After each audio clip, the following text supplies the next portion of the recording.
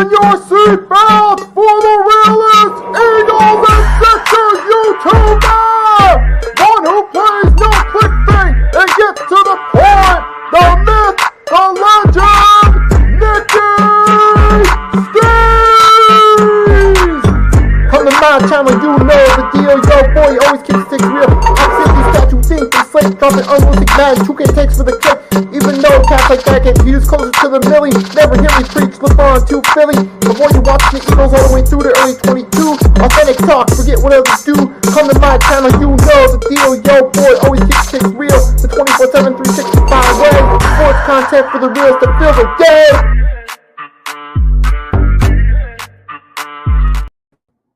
Good morning, folks. It is 11:30 a.m. Eastern Standard Time. We're trying it with a new setup this time for episode 33 of the 3-Point Blitz. In just one moment, I got to finish sharing something real quick, and I'll be right with you. Give a few more seconds for some people to come on in. If you're in, feel free to leave a comment in the chat.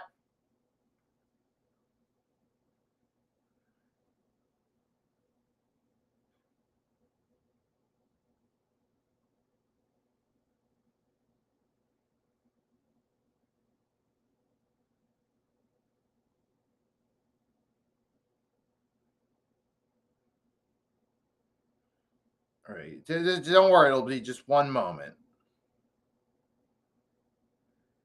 All right, fine. Start it off. So it is perfectly timed, 11:30 a.m. Eastern Standard Time on Tuesdays. That means it's 3-Point Blitz time. This time's going to be episode 33. We got a little bit of a new setup in the background this time. I'm going to try it out right here. Now we got the 3-Point Blitz banner. But without any further ado, let's get into it because we're fresh off week 9 and we got a lot to talk about. Also today's the trade deadline for the NFL, folks. So there's going to be some trades going on. We're going to be a little bit of live discussion both between here and the chat about some of the trades going on. But without any further ado, we're going to kick this off like we usually do. Yes, we do have some changes going on to the formula. And I got Chad showing up in the chat, repping his Steelers. As his Steelers were managed to upset the Indianapolis Colts, and we'll definitely talk about that as well. But even with the presentation change, the show's still going to remain the same. So we're going to start off in the typical 3-Point Blitz fashion with the rant of the week.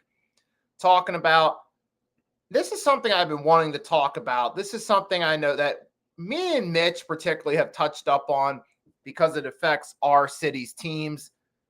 This doesn't apply to all Philly fans, but there's those Philly fans that want everybody. And it's embarrassing. I remember particularly this started back in 2023 through 2024. How this all started was when Mitch was covering the Sixers. There was one particular Sixers fan, Sports Vibes with Mike Sports Vibe was his name. That's right. Yeah, Mike Sports Vibes. He was a Sixers fan. He was pushing for everyone between the 23 and 24 off seasons. He was pushing for CP3, Zach LaVine, LeBron. And then it wasn't just him. It was other fans. Mitch made a rant about that. And then this year I've been seeing with the trade deadline for the Eagles, particularly with the defensive side, some Eagles fans, and this has been a habit going on with them too. So it's not just Sixers fans, it's Eagles fans. Certain people seem to want everybody. It's been going on for a while. I remember, don't believe me. Let's go back.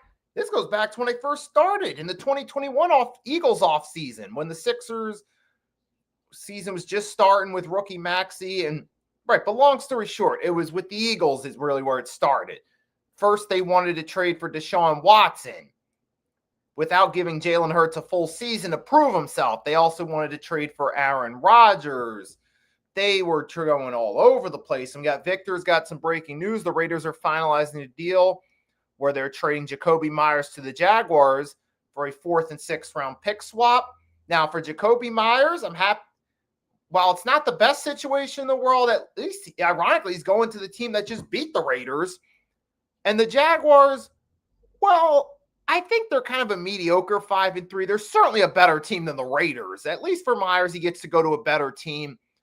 And maybe he could help provide a spark to the Jaguars offense. I mean, it might take a week or two for him to get adjusted, but at least now for Jacoby Myers, he gets to go to a better team, or at least Jaguars at least have some hope and potential to make the playoffs. It's still going to be a tough race in the AFC, but being on a 5-3 team, there's an opportunity they could make the playoffs, and Myers is in a better team situation. So I'm happy for him. Best of luck to him with the Jaguars. And the problem with Eagles fans, as I was saying, is there's way too many Eagles. But shout out to Victor for breaking the news. Too many Eagles fans. It started with the Deshaun Watson, the 2021 offseason, before Hurts got a full season. And then there was also, they wanted OBJ when he got released from the Browns in the 2021 season, before he signed with the Rams. Then there was the possibility of us wanting Julio Jones. Some of us wanted Tyrann Mathieu, which at the time I was excited about the idea of Mathieu. I just wasn't on here hyping it so much because I wanted to see what would happen. I knew realistically there was a chance he could go elsewhere, which he did, that being the Saints. But then you get that. You had Bijan Robinson going into the draft. I understand at the time Miles Sanders had just left. We had an early pick despite making the Super Bowl that we'd acquired from a previous trade. There was a shot we could get Bijan Robinson, but ultimately the Falcons took him. We got Jalen Carter instead, which actually turned out to be great for a defense. And turns out we didn't really need Bijan Robinson, but this has continued, and it's happening again going into the trade deadline. Some Eagles fans wanted Max Crosby. Some wanted Myles Garrett. Now, I get it. But here's the thing. Realistically, you can't acquire everybody. It's just not a realistic possibility. You have to factor in, the business side of it. There's the salary cap. What's up, Coach? What is up? Coach Ed Gladney, one of my compadres from my time on the Pick and Roll podcast. He's got his own show going on Tuesday, She Got Game, where he talks about the WNBA, which I'm sure he'll be doing during the off season, covering all the news. And you also catch him live. He's got his own college shows he's doing on the weekend during college football season. So shout out to Coach Ed Gladney for coming through. He also made an appearance on episode 18 as a guest. And then with the Eagles fans, now we've seen it recently. First thing with all these wanting all these players, you got to factor in salary cap. It's a business. You can't afford to get everybody. This isn't Madden or this isn't 2K where you could just sign everybody, make a few trades. You got a super team going. Especially in football, it don't work like that at all. You have to build up through the draft in free agency, but mainly you build up through the draft. And that's what we've seen with players like Devontae Smith, Jalen Hurts. Even though we thought it was a terrible pick at the time, you don't really build up these super teams like you can on Madden. You don't go and get Myles Garrett, Max Crosby. It sounds great, but realistically, it don't happen due to salary cap. Number two, not every player is going to be a great fit. Just because a player did great with one team don't mean it's going to cross over. Perfect example for Philly, Nnamdi Asomugha. Remember him? He was great with the Raiders. He went to the Eagles, and he did a complete 180. Remember Jordan Howard? Hey, what's up, David? What's up? Remember Miles Sanders left the Eagles? Panthers fans thought it was going to be a big pickup, and it was a complete flop for them. So there's that factor as well. The salary cap, you can't afford to sign everyone. And number two, just because a player does well with one team, don't mean they're going to do great for your team. See Nnamdi Asomugha for Philly. So there's that. Or see what's Buddy Hield with the Sixers. We thought that'd be a great addition. He just didn't really fit in with the Sixers. So just because you want a player doesn't mean they're always going to fit in once they get there. So fans got to be a little more realistic and understand both the salary cap side of it, the business side of it, and the team chemistry side. That's another factor too. There were some Sixers fans, for example, they wanted LeBron to join, be a role player with Embiid and Maxey, but that's unrealistic because LeBron James does not want to be a role player. He still wants to be the lead guy. Whether he actually is or not at this phase, that's a whole nother story. But the point is, that was an unrealistic expectation. And that's something fans got to consider, too, before they put all these hot takes out there. Guys, that may work on video games, but it don't work like that in the real world. Please Let's just put that out there, Eagles, Sixers fans. I understand it sounds fun to talk about the idea for the Sixers of an Embiid, Maxey, and LeBron trio. Seemed like a fun idea on paper a few years ago, but it don't mean it works that way in reality. So you got to be a little more realistic, folks. And like I always say, if you want to do those unrealistic super teams, there's always Madden and 2K franchise mode to do that with. But moving right along with that. And yes, to the Eagles, we did make some trades too, but it wasn't for Myles Garrett or Max Crosby. And plus, it would have made no sense considering that secondary was really our big need. We're pretty stable on the defensive line. We really need guys in the secondary. That's why I've been going for guys like Jair Alexander, Michael Carter III from the Jets, and even Jalen Phillips from the Dolphins to fill that linebacker void because we got Aziz from the Giants on injured reserve. But moving right along, now we're going to switch gears and talk about the NFL, starting the Week 9 recap. Start off with the Thursday night embarrassment. Now, there's two stories to say for this. First, the Baltimore Ravens with Lamar Jackson look more competent. We've known over the past couple of years, obviously, Lamar Jackson, when healthy, is easily a top 5 quarterback in the NFL, especially come regular season time. He balls out. And that's what happened here against the Miami Dolphins. And the Dolphins, and it was so bad, they fired their GM on Friday, less than 24 hours after this embarrassing Thursday night debacle against another team that both teams went into this matchup 2-5, mind you. So on paper, this was a winnable game, but in reality, this was a cluster. So they're starting to clean house. Step one, get rid of the GM. I remember years back, urinating tree on this was back in 2019, or when they fired Adam, or whenever they fired Adam Gase on his sports ball, talking about the Black Monday. He said the best cult change really comes at the top. And that's what the Miami Dolphins, I think years later, they might be just starting to realize that now. And the GM firing might be their first step to address that and try to make some culture changes by getting rid of their GM. Which, don't get me wrong, it's long overdue.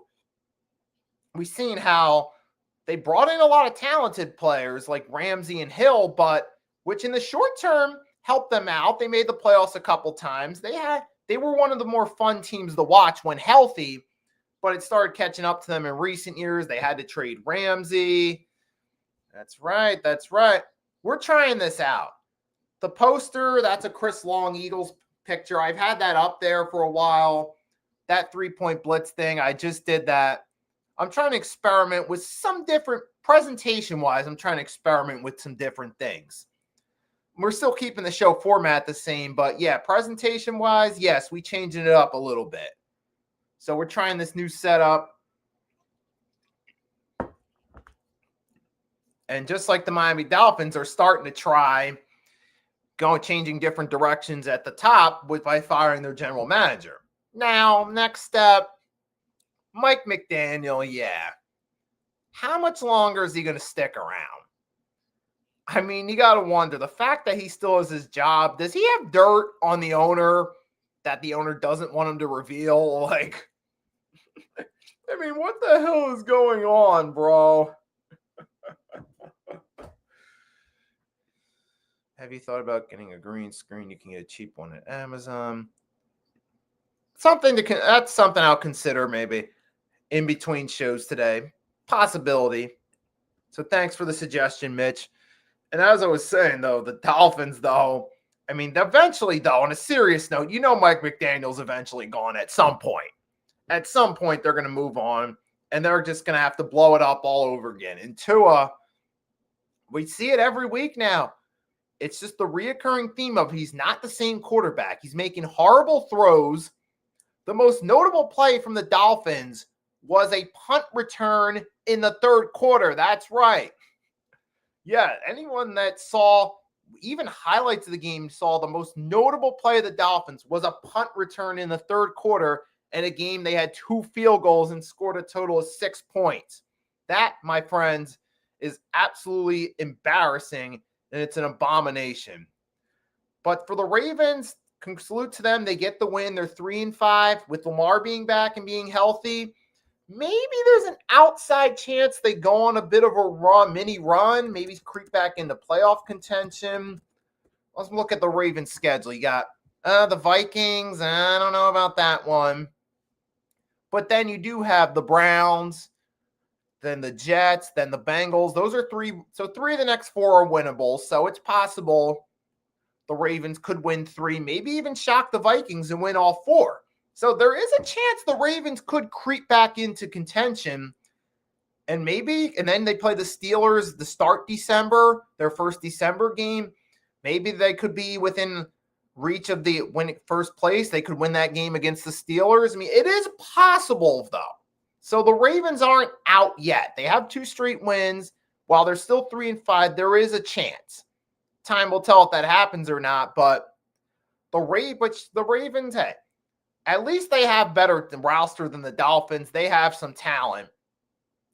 So and they showed it here. Lamar came back. This was the perfect game for him to shake off the rust going against a struggling Dolphins team, and he took advantage of it. So salute to the Ravens on getting the job done. Moving right along.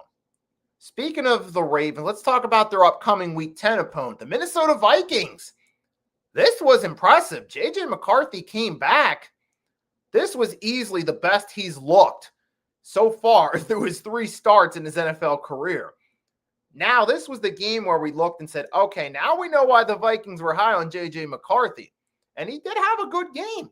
He had a total of 3 scores, 2 passing touchdowns, including a beautiful throw early to Justin Jefferson, which it helps when you have a dynamic receiver like Justin Jefferson who can make insane catches on a week-in, week-out basis and makes it just a regular thing that he does. That helps out. And even JJ, we saw he can make some plays with his feet. He had a rushing touchdown as well. So this was clearly you could see the difference between Carson Wentz and JJ McCarthy. Clear-cut difference and who's better. Even though JJ McCarthy's still pretty raw, he's only played 3 games, but we saw the potential here in this one. And for the Detroit Lions, I mean, even in a tough game and a loss, they still kept it competitive. But Amon-Ra St. Brown, they were really missing out on his productivity this week, man. We saw the Monday night game against Tampa Bay versus this game. When Amon-Ra St. Brown was on against Tampa, they dominated that game. But in this game, they had a close, tough loss to a division rival. Now, maybe that could also be a thing, too, of where it was easier for McCarthy to shine because you only had a small sample size to scout him. You had, 2 games to scout him? Not a big sample size to pick up on his strengths and weaknesses. Once McCarthy gets a few more games under his belt, then defenses will be able to pick up on his strengths and weaknesses, and we'll see how McCarthy adjusts accordingly. But for now, shout out to the Minnesota Vikings. Shout out to Kevin O'Connell for giving this team an upset win and keeping the Vikings in contention. While they are in last place, they're still 4-4, so they're not down and out yet. And the more you think about it, that's going to be a fun race late in the season in the NFC because there's a lot of teams either around that 500 or above 500 mark that we're going to talk about. And speaking of teams above 500 and speaking of upsets, wow. As an Eagles fan, this is hilarious because the Packers' underachieving performance indirectly helped us.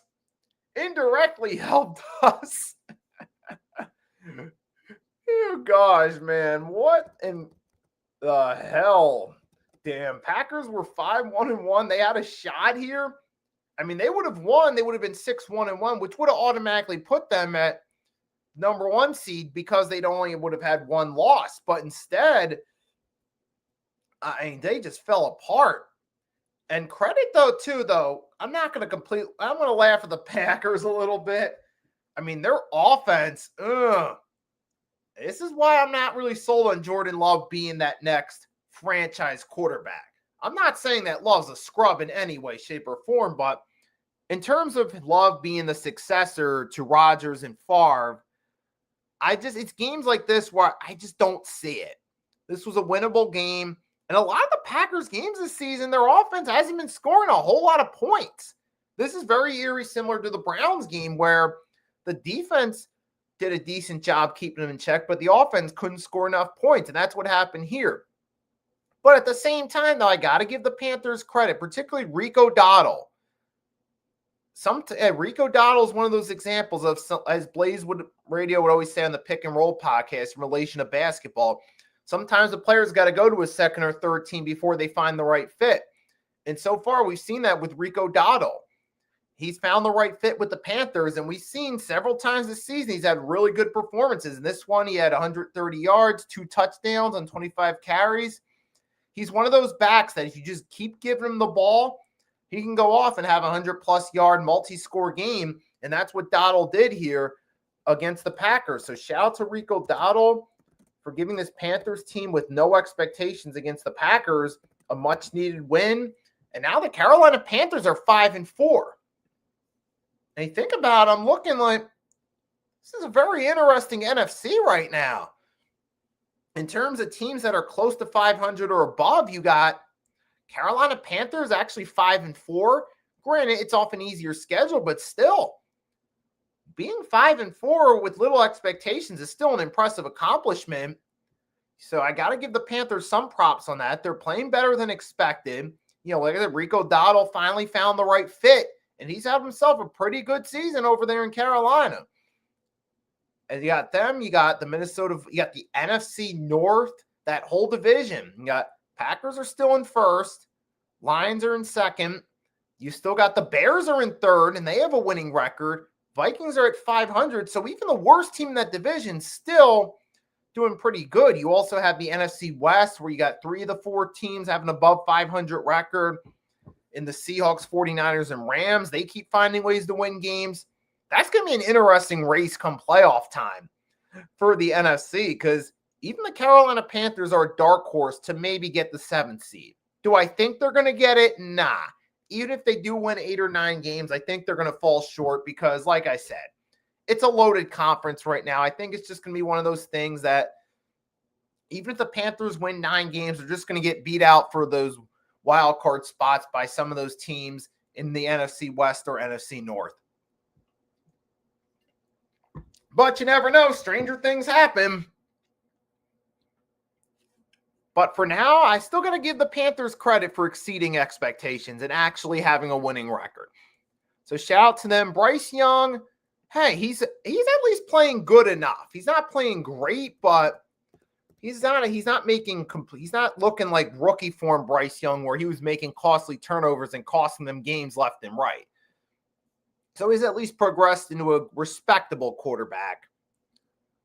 Now, moving right along, we're going to talk about the Panthers' NFC South division rival.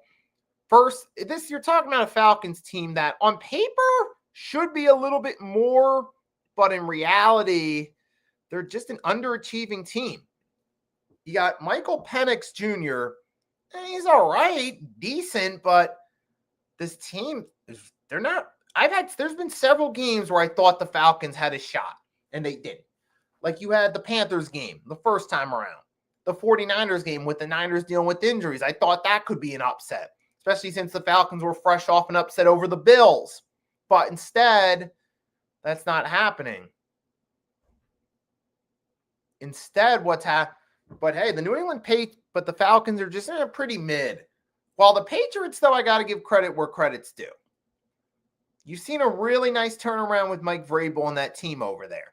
Drake May at least had himself a few scores in this one, too. He's continuing to roll. What was it? You had 2 TDs from Drake May, including one to Demario Pop Douglas, who was playing this game fresh off his uncle's passing. And he went out there because his uncle died on Saturday. And then he went out there the next day and balled out, had over 100 receiving yards, had a touchdown. You could see he was emotional in that post-game interview. But he went out there, pretty much played. Hey, we've seen this before a lot of times. A lot of players go out there day after losing a family member. There's just something about that where They go out there, have a great game, and all of a sudden, they play with that chip on their shoulder. So rest in peace to Demario Douglas's uncle. And shout out to him for having a really good game. Just one second. I found the family picture. Just a quick moment of silence, though, for Demarius Douglas's uncle before we get back to it.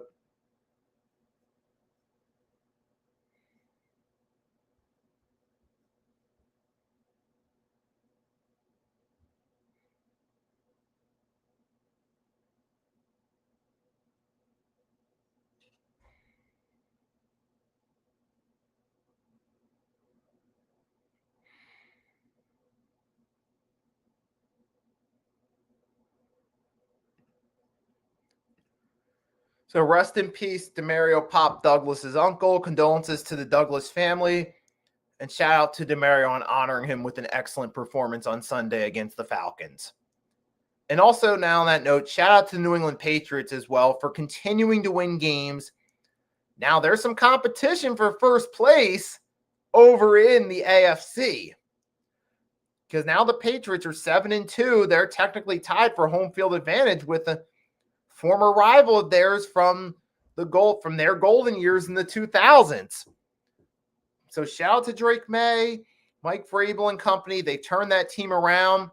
They've managed to take the last couple drafts. They've had some good drafts, kind of unraced the late over-the-hill Belichick drafts, and it's hard to turn things around with winning football at 7-2.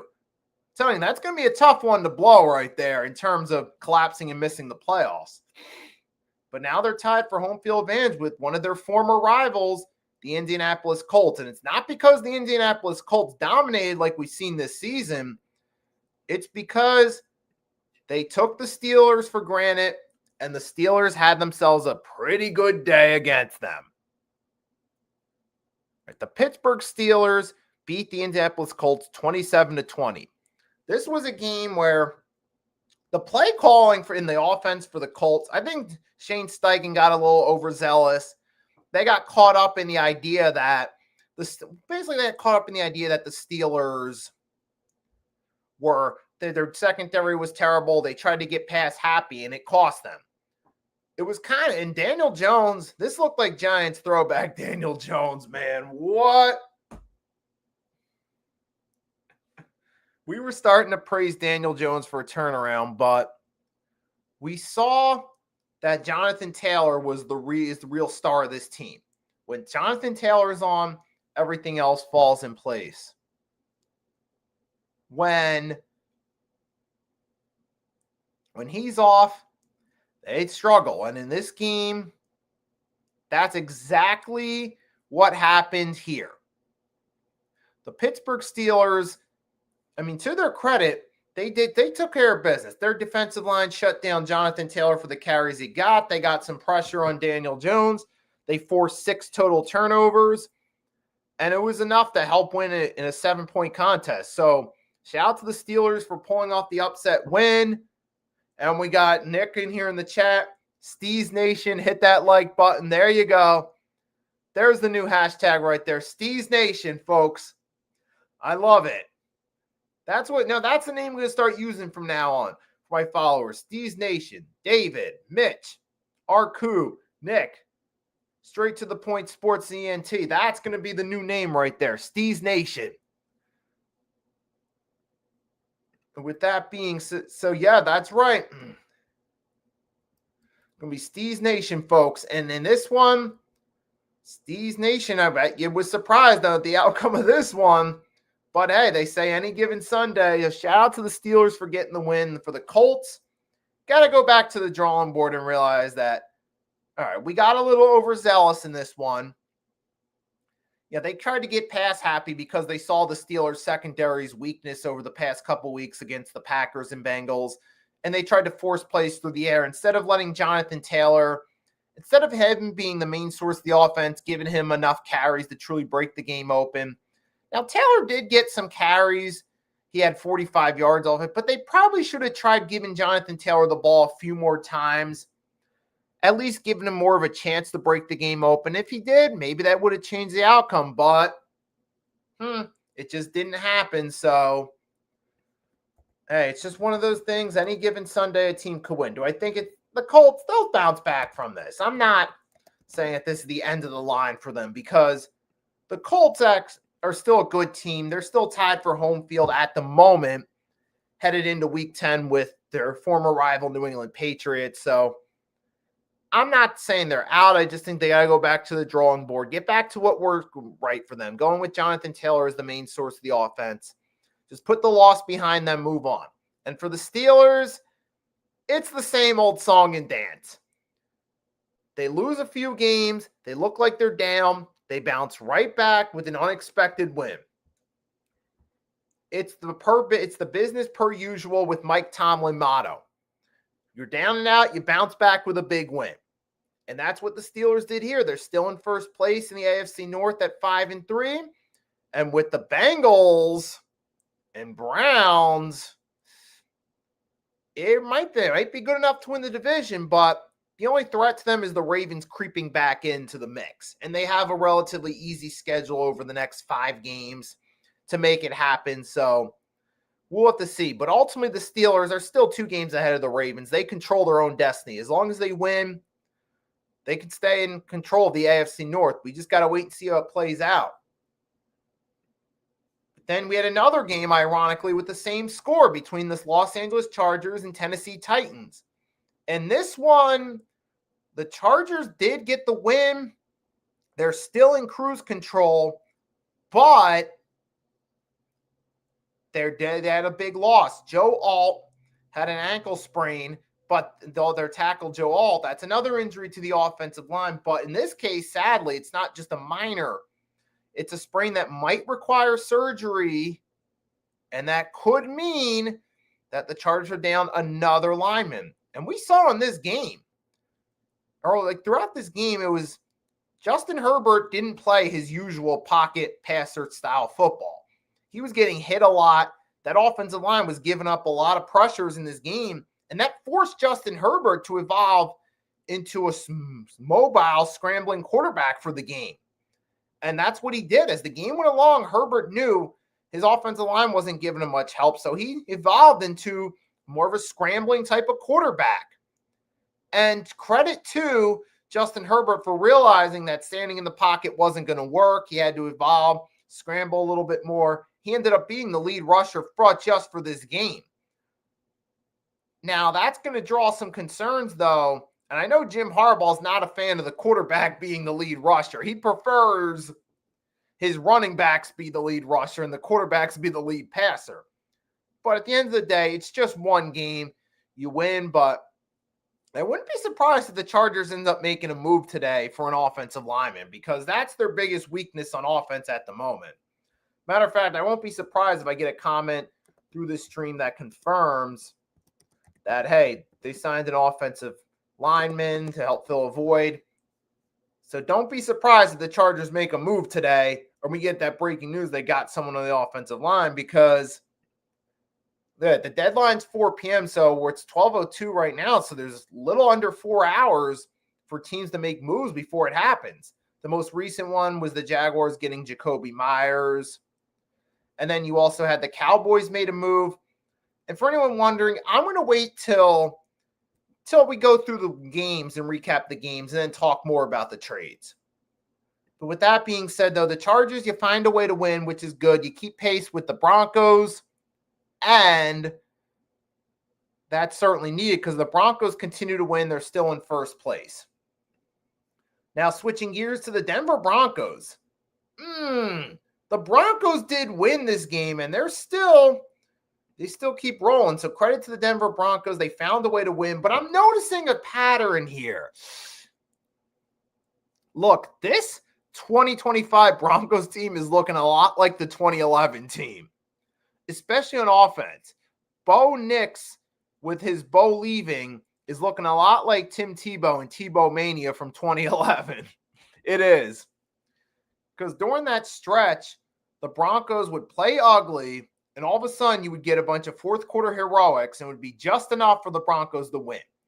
When they were going against teams like the Miami Dolphins, the Chicago Bears, who else? A banged up Minnesota Vikings team. mostly playing easier schedule, they would find ways to win those games. And you would see those late game heroic. Fourth quarter, Tebow would do just enough to help lead a win. And now we're seeing something similar with Bo Nix. What was the stat line again?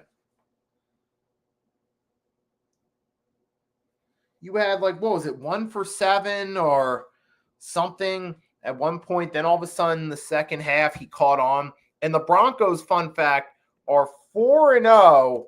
That's right, 4-0 when down entering the fourth quarter this season. So this very much indeed is a very Tebow-ish season. And let's be real, the Broncos, and I just said the parallels are there, but congrats to the Broncos on a win. Now they're keeping pace. And what are they now? 7-2 or something?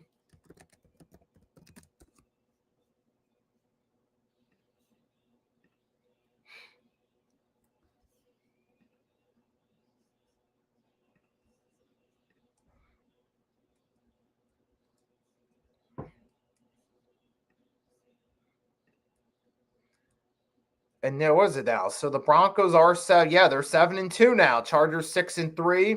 So the Broncos are still continuing to reign in cruise control and stay in first place in that division. And for the Houston Texans, it gets worse. Now they've lost CJ Stroud due to a concussion. So Stroud's going to be out for a period of time.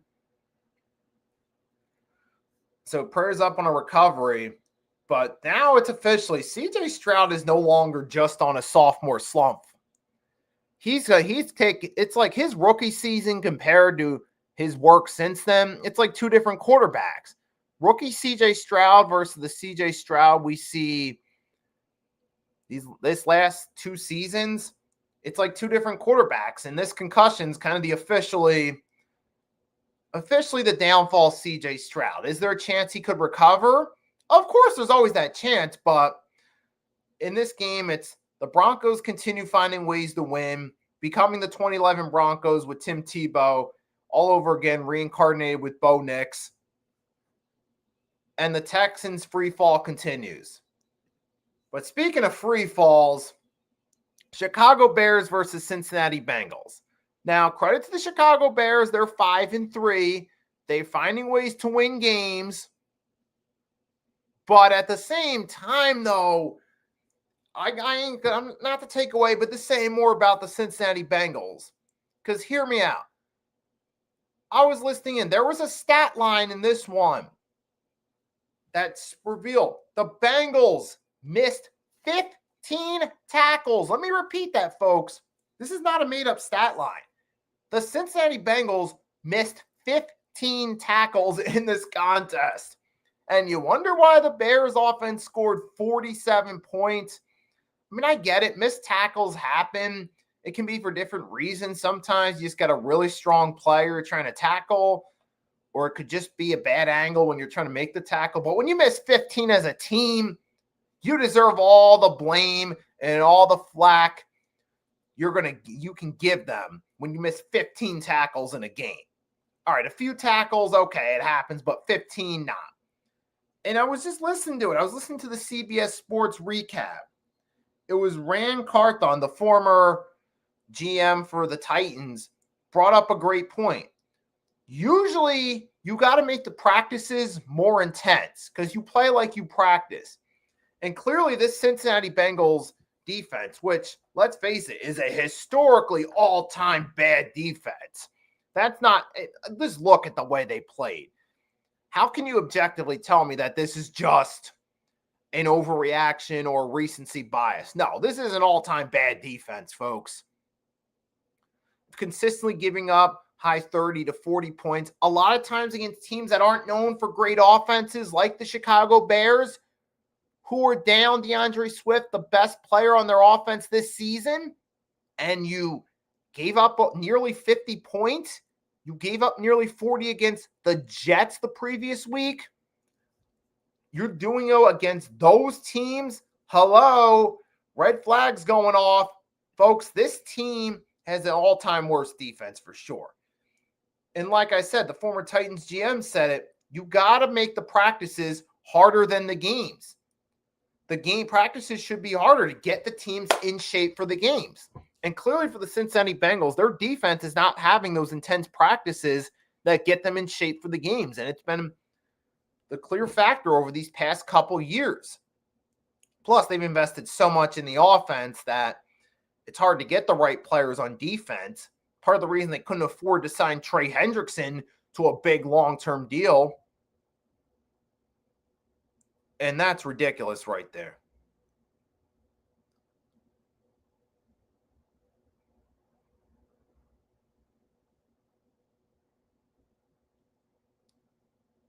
But in this one, though, for the Chicago Bears, they took the win and they're running with it.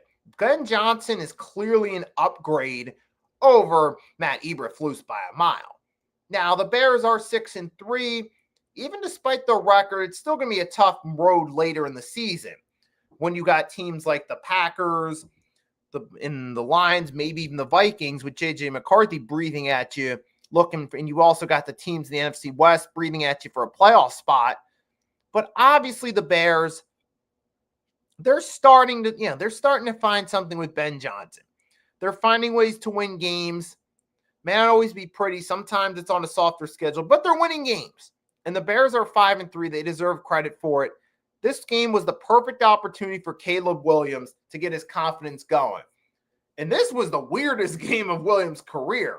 He had a reception. He had over 100 at least. What's the exact? Hold on a second. Wait.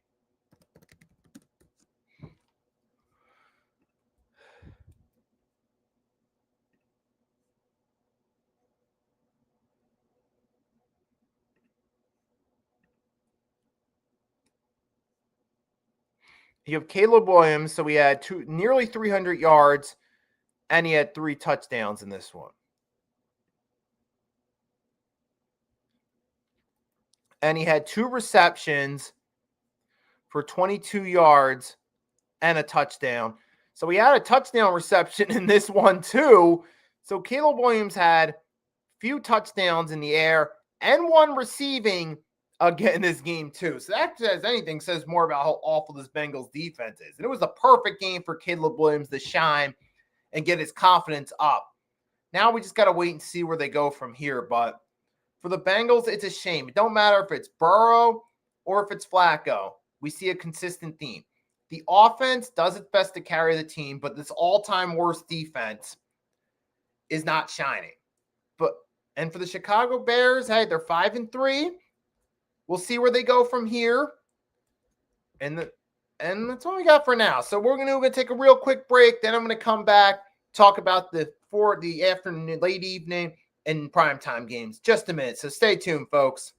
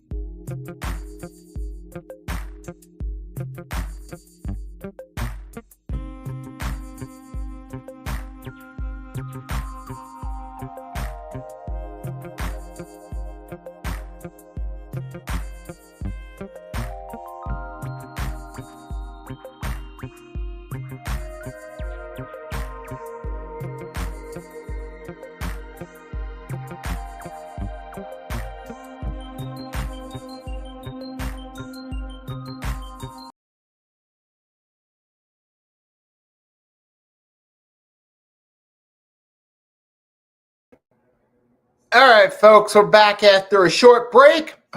Back with the 3-point blitz. We're going to finish up this NFL Week 9 recap, talk about the main game. We're going to finish talking mostly about the evening and primetime games, but there's also one more game to go through before we get to the evening games. This one's going to be real quick. We're going to talk about the game that occurred out in Santa Clara. We're going to talk about the 49ers and the Giants. Okay, so the San Francisco 49ers took care of business, defeating the New York Giants 34-24. In this game, we saw Christian McCaffrey have another over 100-yard game. And like I said, once McCaffrey gets back into form, now that because last year he barely played. He had to shake off some of the rust. you could start to see him return to his elite form. And we've seen that this year. We've seen that he had over 100 yards in the ground. He had 67 yards receiving. He had a touchdown both on the ground and the passing game. More of your standard Christian McCaffrey performance that we came used to. First couple games, he started off the season a little slower, but you also were talking about a run CMC who was shaking off the rust from missing nearly a whole season of football. But now that McCaffrey's starting to get back to it, you're starting to see him ball out again. And the Niners are now 6-3. And I'm telling you, man, like I keep saying, it's a marathon in the NFC West and the NFC North. And it's going to be a marathon for those wild card spots in the NFC.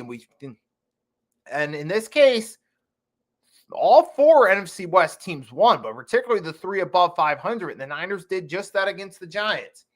It helps when you play against the Giants team that really doesn't have much to work with in terms of, well, unfortunately with Cam Scadaboo's serious injury, they don't really have a lead rusher. Jackson Dart had to take that role as the lead rusher with 56 yards on the ground.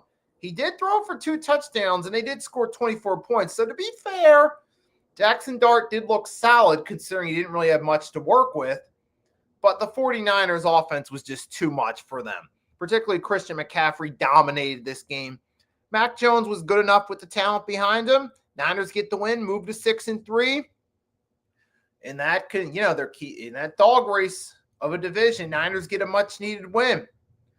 And then same with the Rams. The Rams had a fun game. They had a victim to torture in the New Orleans Saints. You had yourself Tyler Show what? Not the best point to start him at, Kellen Moore. You started Tyler Show against the Rams and thought it would be a good idea to trot your rookie quarterback out there against the juggernaut. And you thought as a struggling team it was going to go well. At least save Tyler Show's first start for a team like the Falcons. Or save it for one of the Tank Bowl games. At least maybe he could do something against that team. At least try to get his confidence going.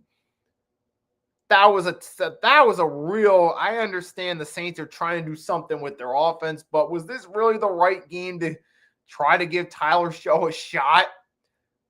I just hope this game didn't destroy his confidence. Not that Tyler Show is necessarily a prospect I'm high on, but at least here was a guy who maybe had some potential to do something here, all right? You're talking maybe had some potential to go out there, at least try to give this team a spark, but they picked the wrong game to do so, and the Rams just feasted on them. And the Rams get a huge win. Now, yes, it was against the Saints, but at the same time, it's like, look, you went into this contest 5-2. You're clearly the better all-around team. They did what they should do, and that's dominate. Matthew Stafford, 4 passing touchdowns. Kyron Williams over 100 yards. What do you expect? 3 of those 3 total touchdowns between Adams and Nakua. Just an offensive juggernaut performance by the Rams against a team who's on pace to get the number 1 pick in the New Orleans Saints in a 3-way tank race with the Jets and Titans. So congrats to the Rams taking the free win. I'm just looking forward to when those NFC West matchups happen. I'm looking forward to those Rams Seahawks, Seahawks 49ers, Rams 49er games. So just wake me up when we get there. But speaking of now while we're here, let's just get this one out the way. I know I'm skipping around this time around, but let's talk about the Seahawks for a minute. Oh, yikes. I mean, Washington Commanders, ooh. On one hand, let's just get the negative part out the way. It's obvious there's a sophomore slump here. Oh, sorry about it. Just got to fix something real quick. Shit. All right. Just had to do a quick fix of the score box right there. It was actually 38-14. There we go. But the Seahawks took care of business. Either way, 38-10, 38-14. It was still a dominant performance by the Seahawks. For the Commanders, what a shame with Jaden Daniels, man. He goes down for a serious shoulder injury in an already injury-battered season. This is just the nail in the coffin for his sophomore season. At this point, just give Jaden Daniels some rest. Just take him out for the season, which, I mean, he was put in a sling, so that's pretty much an indication when you're getting put in a sling in November that you're done for the season. So at this point, it's like, look, man, just give Jaden Daniels some rest. Give him some time to recover. Let him move on. You saw, I mean, the boy Commanders, it's such a shame. They couldn't get anything going. Chris Rodriguez Jr., nothing going there. And this Commanders team, it looks like you may have lost Marshawn Lattimore for the season. You lost Luke McCaffrey for the season. How Bosley, Jaden Daniels. This was the most brutal game possible for the Commanders, who were already 3-5. Now you've lost several key pieces. I just hope Jaden Daniels' injury-riddled season is only temporary, and I hope he doesn't suffer the RG3 syndrome, where injuries rattle and destroy him. But that's another story for another time. But, man, and let's take a look. What did the Seahawks offense do in this one?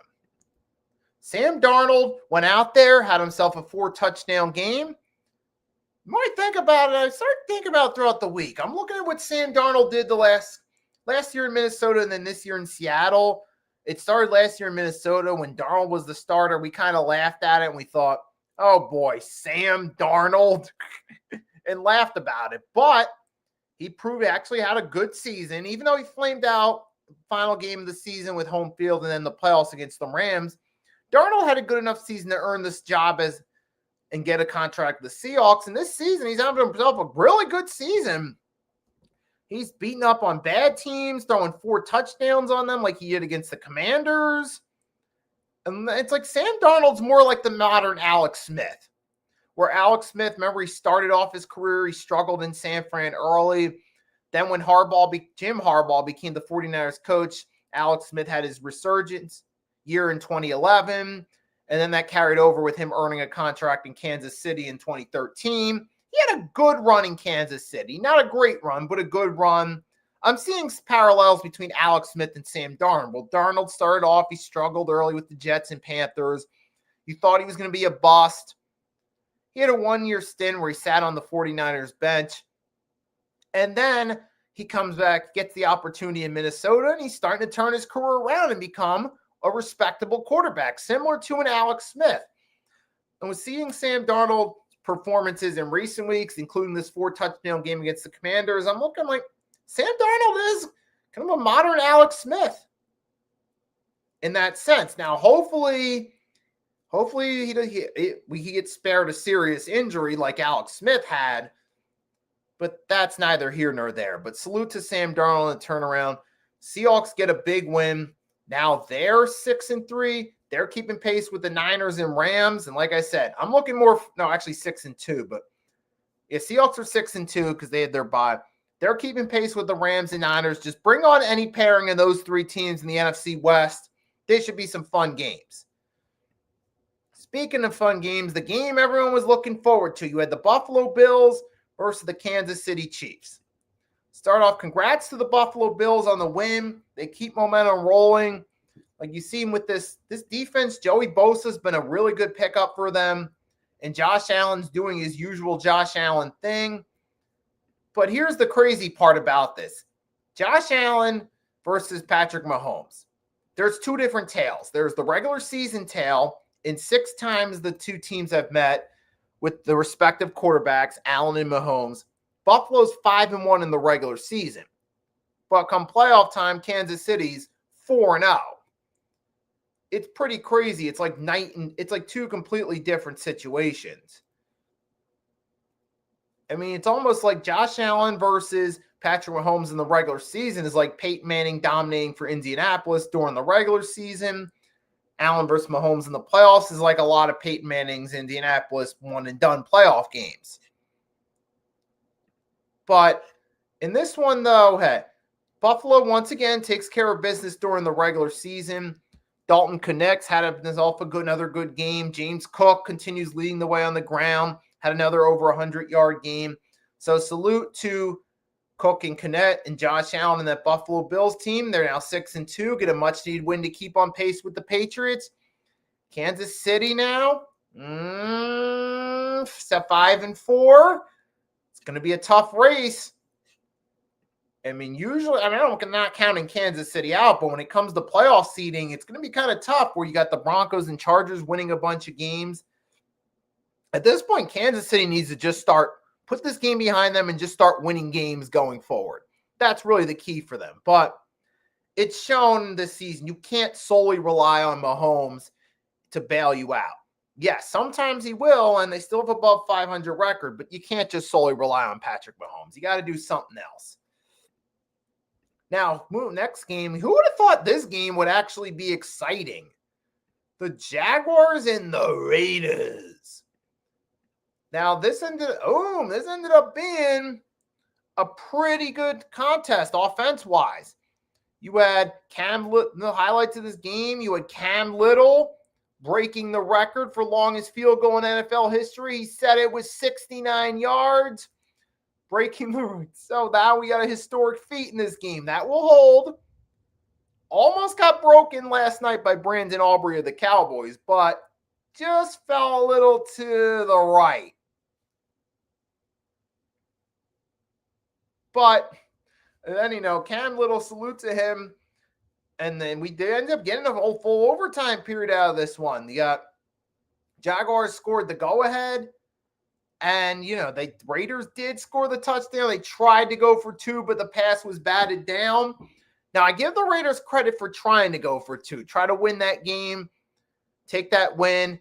I don't necessarily blame the Raiders for getting aggressive. You're already 2-5. Long shot in a tough conference. Just try to get a win. They tried. It just didn't work out. But it ended up being a really good offensive game. And I think the Jaguars, like I said, just think a change with coaching has helped this team. While the Jaguars aren't necessarily great, they are 5-3. They have a winning record. So they're doing better than they were under Doug Peterson. So I'll give the Jaguars credit. This is what happens, folks. Sometimes it takes a change at coach. And then all of a sudden, now you got Liam Cohen's actually, he's doing better than Doug Peterson did years 2 and 3. So I got to at least give him credit on that one. Jaguars obviously still got a long uphill battle when you look at the playoff seeding. You got to try to get within the top 7 seeds when you're competing with the Chargers, Broncos, Kansas City, who you still can never count out until they are out. Then you got Indianapolis, New England, Buffalo. Maybe you do get a wild card seed, but it's going to be kind of tough with all those teams. So, hey, but the Jaguars get what they need, a win. And I got to give them credit. Liam Cohen's doing better than I thought they would have. They're at 5-3. I thought this Jaguars team might be, like a 4 or 5 win team at best for the season. Now they got 5 wins entering week 10. So they've exceeded expectations. So shout out to the Jaguars on that one. And actually good, and credit to both teams for actually giving us a good offensive game, because we did see a lot of fireworks. We got a combined 59 points. So excellent job by the Jags and Raiders on that one. And now we're going to close this out talking about, oh gosh. As an Eagles fan, thank you, Jonathan Gannon, for this one. You still cost us the opportunity to have a third hat with this, but you did your job in giving us something to laugh at. Well.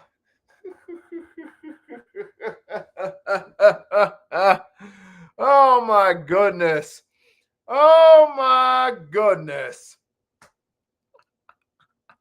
Whew. Again, thank you, Arizona Cardinals, for beating up the Dallas Cowboys for us. And for the Cowboys, they had 3 turnovers total in this game, 2 lost fumbles and a pick. I mean, when your defense is a dumpster fire, there's only so much Dak can do to try to carry the team before the pressure of doing so finally caught up to him. That's what's happening here. Dak Prescott, man, the pressure of having to carry this Dallas Cowboys team with their dumpster fire defense is catching up to him. Now, to be fair, early in the season, he was having some really good offensive performances, but it just fell apart later in the season.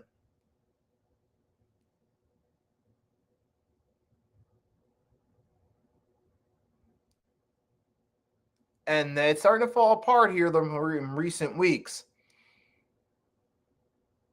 And now we see, you can't carry a team all season. We start to see, one thing I noticed about Dak Prescott, it's not just recent weeks, but when the pressure's on, he usually folds. Now with the Cowboys coming in this one, the losing record, there's pressure was starting to creep up on Dak to have some good performances and help out. But he hasn't really been doing that. And now we see the effects it's having. And now the Cowboys drop another game. The Cardinals get a much-needed win. Hey, so I'll give them props. They're 3-5. I don't think this team's really going to go anywhere, but they get the win for now, so I'll give them that. And now, going to move right along. Let's talk about the NFL trade. Let's talk about the NFL trade. Well, actually, first, let's do the usual 3 main winners, 3 main losers to recap this one. So let's start off. The 3 main winners in this one, I got to go the Minnesota Vikings coming in 3-4 in a tough division. They get an upset win over the Lions. With J.J. McCarthy back, that at least gives the team a spark, gives them confidence in J.J. McCarthy going forward. So I'll give them a shout out there. Vikings, big win on that front. One big winner there. The other big winners in this week, I got to go with the Pittsburgh Steelers, finding a way to get a much-needed win in a game you didn't have expectations for. They went out there, took care of business, and got the much-needed win over a team, over the Indianapolis Colts, excuse me. And then the last winner for this one, I'm going to go with I'm going to go with Lamar Jackson, because the Ravens, yes, I know it was against the Dolphins, but the Ravens needed a win with Lamar back. They got it. Yeah. Win ugly, yes, but it's still a win. Credit where credit's due to the Baltimore Ravens for that win. Now, the 3 main losers for this week. Let's start off, go Washington Commanders. You lost 3 players. Lost one of your key secondary players, lost Luke McCaffrey, and then you lost Jaden Daniels again. I mean, you came into a season, especially coming into a season where you had expectations of actually contending. Here you are now stuck at what? 6-3 with nothing going in your favor? Yeah, I think that's pretty obvious, folks. Yeah, this is obviously not just this game, but the way the season's going, huge loss for them. And then the other 2 main losers in this one, got to go with the Dallas Cowboys. In a game where you desperately needed a win, you were going against an Arizona Cardinals team that was 2-5. Theoretically, you had a shot, but you ended up blowing it. You lost to them. Dak did not look like his potential MVP self that we're used to. And then my last loser of the week, I'm going to go with the Green Bay Packers. In a game that seemed like an all but winnable game, all but guaranteed win, they blew it, and they ended up losing. They ended up getting their arses beat by the Carolina Panthers. The offense didn't look that great. And Jordan Love, a lot of question marks about whether he's really the future or not. So I got to consider them losers. But moving right along, we're going to close this thing out because we got about 3.5 hours before the trade deadline kicks in at 4 p.m. Eastern Standard Time. So let's talk about it a little bit. So I'm going to take a look. Let's take a look at some of the breaking news and some of the live from Fox Sports, see what's going on. I'll share the screen with you guys. So we'll do that right there just to go over what's been going on. All right, so let's see. We know we had Jacoby Myers trade to the Jags earlier. There it is. This was around shortly after 11:30 when I started the stream. Jaguars acquired Jacoby Myers from the Raiders for a 2026 4th and 6th round pick. The veteran receiver has 33 receptions for 352 yards. Well, he's going to a better team. It's a depth piece there. And the Cowboys added Logan Wilson, a linebacker from the Bengals. Now, Wilson did request a trade. So you see 46 tackles, 4 pass defended, a fumble recovery. One of the better pieces on a dumpster fire Bengals team. I don't blame Wilson for wanting a trade, but unfortunately now he's going to go to the Cowboys, whose defense is not that much better than the Bengals. I mean, they're better than the Bengals by default because the Bengals are an all-time worst defense. But, I mean, on one hand, for the Cowboys, it's an upgrade in the linebacker room, but for Logan Wilson, it's not that much of a better team situation. It's probably, if you're a defensive player, more tolerable in that locker room than it is in Cincinnati, but it's not really much of a win going to this Cowboys defense. Maybe a year or two ago, that would have been a nice place to go for a defensive player, but in 2025, no. Let's see, the Ravens acquired Draymond Jones around about an hour before we went. Ravens, they acquired linebacker Jamonte Jones from the Titans for a conditional 5th round pick. Jones has 4.5 sacks, 26 tackles, a fumble recovery.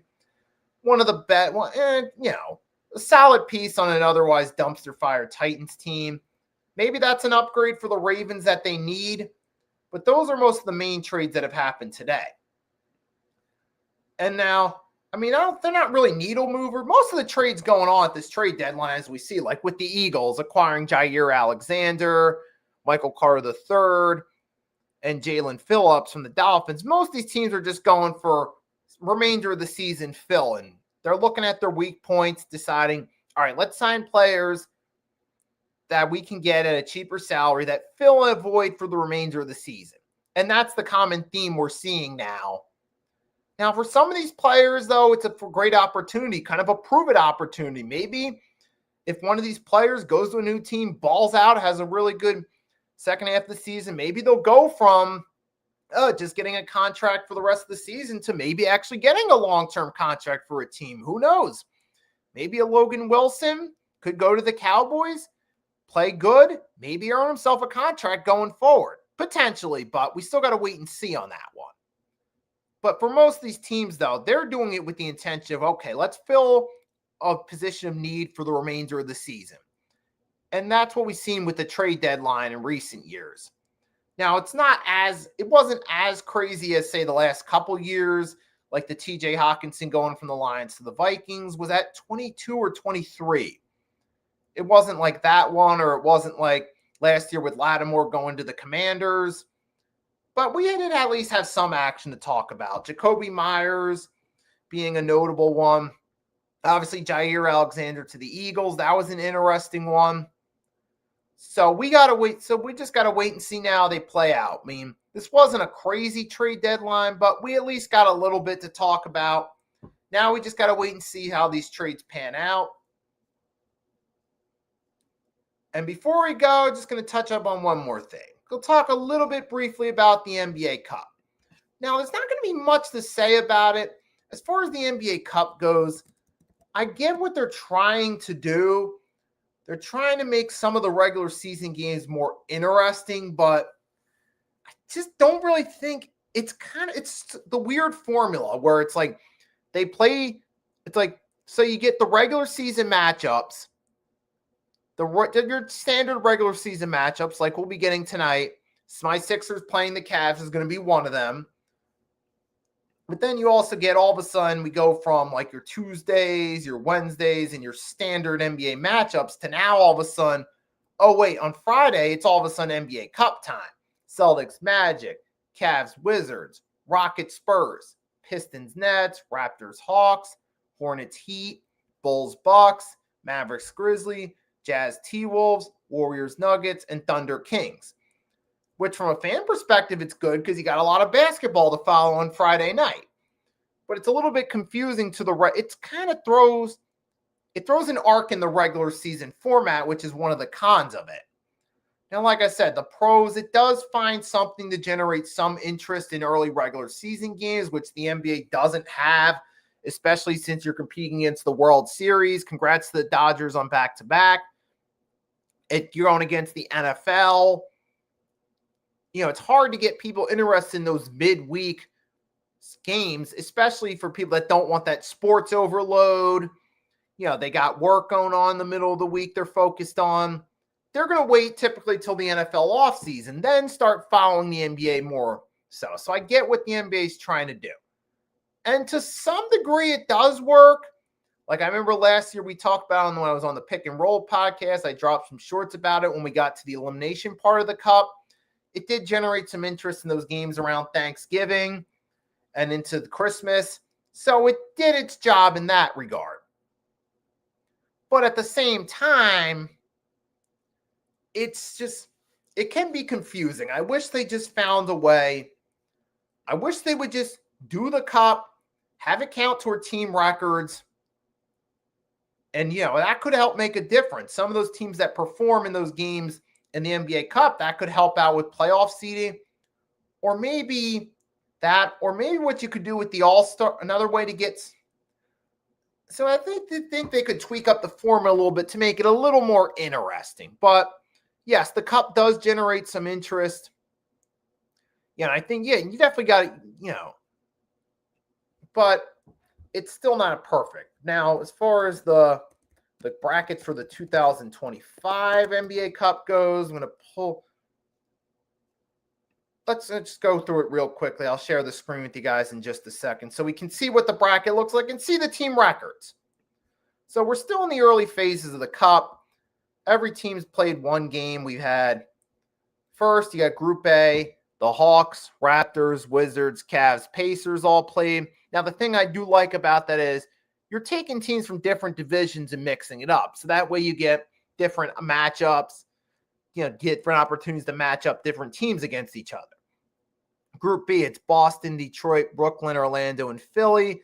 I wish they had done a little bit more, maybe moved the Nets to Group C, maybe moved a team from Group C, like the Hornets or someone into that group, just to mix it up a little bit, because then you get three teams from the same division with the Celtics, Nets, and Sixers. Now, I do like the Magic and Pistons, being in there kind of mixes up the rotation a bit. And then Group C is nice. You got the Bulls, Heat, Bucks, Hornets, Knicks. You got a mix of teams from different parts of the Eastern Conference there.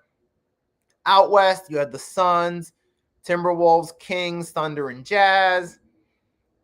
Group B, you got the Lakers, Clippers, Mavericks, Pelicans, and Grizzlies.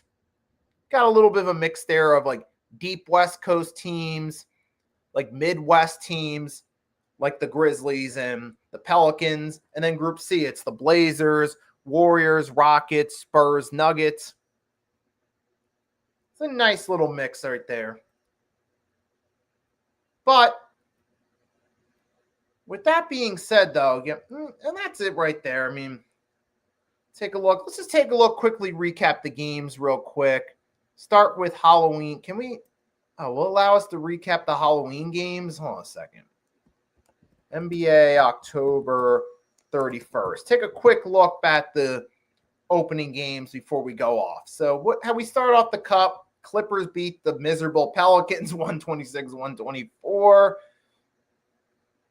Let's see, anything. I mean, Zion had 29, but the rest of Jordan Poole had 30, but the rest of the team, Kawhi had 34. A healthy Kawhi showed up. Zubac had 11 boards, 14 points. James Harden had 24, showing he's still a valuable presence on the offensive side of the ball, which he's always been, just can't get it done in the playoffs. So that's your per usual James Harden. All right, everything all right? All right, just checking my computer room. All right, hold on. Wait a minute. Victor is reporting we got the Jets are trading Sauce Gardner to the Colts. Wait a minute. Hold on a second, folks. Like I said, we'd probably get a few live updates. Give me 1 second. So we're going to put aside that NBA Cup coverage real quick. We're going to take a look at the official details. I'll share the screen with you guys in a second.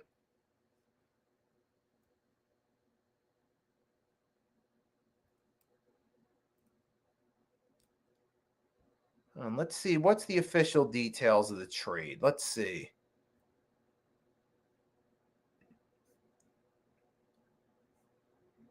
It's just in. All right. Is this? It's an Adam Schefter. Make sure wait. Is this the real? Just make sure that this is. I'll come back to it in a minute. I just want to make sure this is legit first. I'm not saying it isn't. I just want to double check to make sure that this is actually a legit trade before we dive on in. But we got the Blazers beating the Nuggets. Bit of a surprise here. Hold on a second. It won't let me scroll down. All right, let's just go through the score box for that. Let's just look at the Halloween score box. Like I said, we had the Blazers beat the Nuggets, Suns toppled the Jazz, Lakers beat the Grizzlies, Bulls beat the Knicks. Josh Giddey had himself a pretty good game. Raptors beat the Cavs. And is that pretty much it?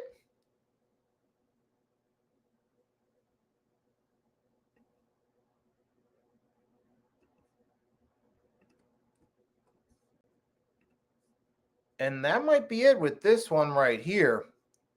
Yeah, so that's it. We're just going to check real quickly. I'm going to give it another minute. Just want to make sure that this trade is legit, folks. I'm not saying it is, but all right, so far. So it hasn't been officially confirmed yet. If it does get confirmed, I'll just come back, drop a YouTube short later. So, because I pretty much covered all I was going to cover. We're NBA Cup.